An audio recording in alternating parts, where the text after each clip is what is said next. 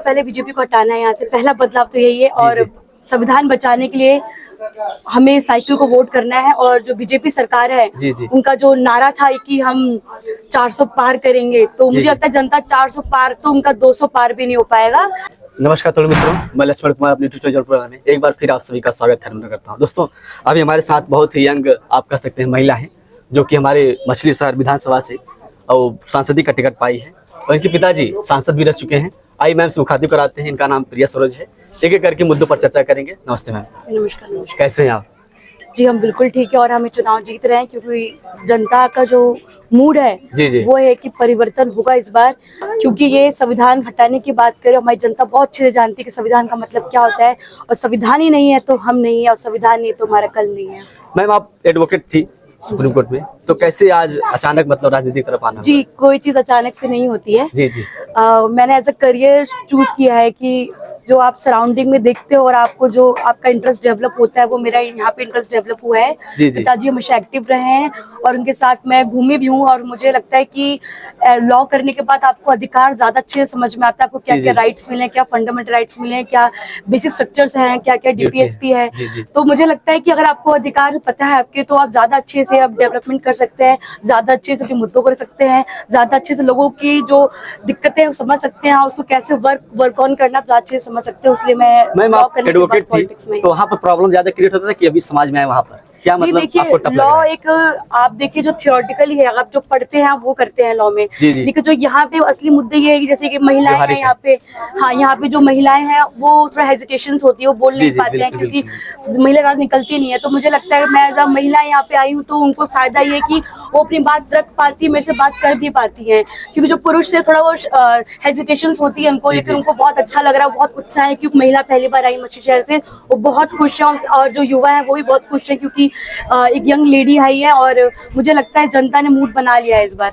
किस तरह का बदलाव करना चाहती है जौनपुर में? जी, बदलाव ये होगा, पहले बीजेपी को हटाना है यहाँ से, पहला बदलाव तो यही है। और संविधान बचाने के लिए हमें साइकिल को वोट करना है। और जो बीजेपी सरकार है उनका जो नारा था कि हम 400 पार करेंगे, तो मुझे लगता है जनता 400 पार तो उनका 200 पार भी नहीं हो पाएगा, क्योंकि जनता ने उनका सफाई करने का मूड बना लिया है। कई बार मैम कहा जाता है समाज में जैसे जो आते हैं आम नेता, उनको बरसाती मेढक की संज्ञा दी जाती है कि चुनाव के समय आते हैं उसके बाद फिर नहीं देखते। इसके बारे में आप क्या कहना चाहती है? जी, ये जो आपने लाइन बोली है बीजेपी वालों के लिए है, वही नहीं दिखते हैं। क्योंकि जब मैं जाती हूँ महिलाओं के पास और लोगों के पास, तो कहते हैं कि हम उनको दिख लेना ही।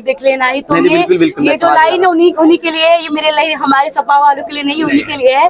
तो आप बेहतर होगा कि आप उनसे प्रश्न कीजिए, उनसे पूछिएगा आप दिखे क्यों नहीं 5 साल। कुछ अंतिम हिदायत देना चाहती है आप? मैं यही कहूंगी कि ये चुनाव संविधान बचाने का चुनाव है, ये चुनाव पीएम बनाने का चुनाव नहीं है, ये चुनाव सीएम बनाने का चुनाव नहीं है, ना ये एमपी बनाने का चुनाव है। ये चुनाव संविधान बचाने का है। संविधान रहेंगे तो हम है, संविधान नहीं तो हमारे कल नहीं है।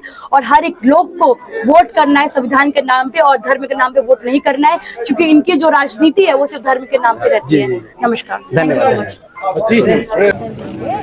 लेकिन मेरी जनता कह रही है 400 पार नहीं 400 हार होगा, क्योंकि ये संविधान हटाने वाले हैं और ये संविधान बचाने वाले हैं। जिस तरह एक गलत वैक्सीन से हमारी जान को खतरा है, उसी तरह एक गलत वोटिंग से हमारे संविधान को खतरा है। आप सभी को एकजुट होकर संविधान बचाने के लिए साइकिल का बटन दबाना है।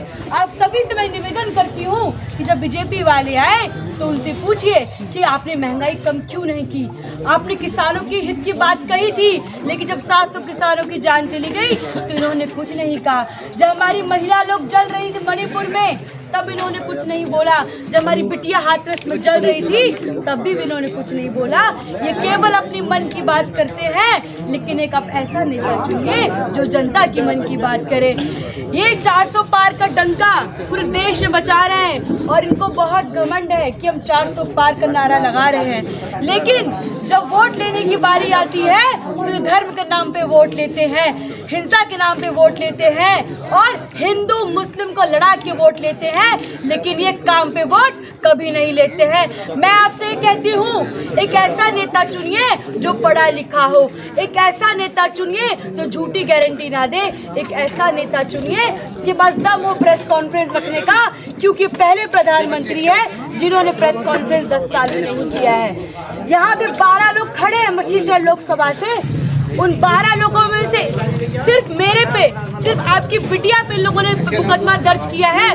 कुछ तो बात होगी आपकी बिटिया में जो उन्होंने मेरे पे मुकदमा दर्ज किया है। मैं ये कहती हूँ, ये आपकी बिटिया से डर गए हैं क्योंकि जनता मुझे सपोर्ट कर रही है, जनता मुझे प्यार दे रही है। लेकिन मैं इनको जवाब देना चाहती हूँ कि मैं वकील हूँ सुप्रीम कोर्ट की, अब 4-5 और दर्ज कर देंगे। मैं तो वकील हूँ सुप्रीम कोर्ट की, मैं अपना केस खुद ही लड़ लूंगी। ये अपनी आज की बिटिया करने वाली नहीं है।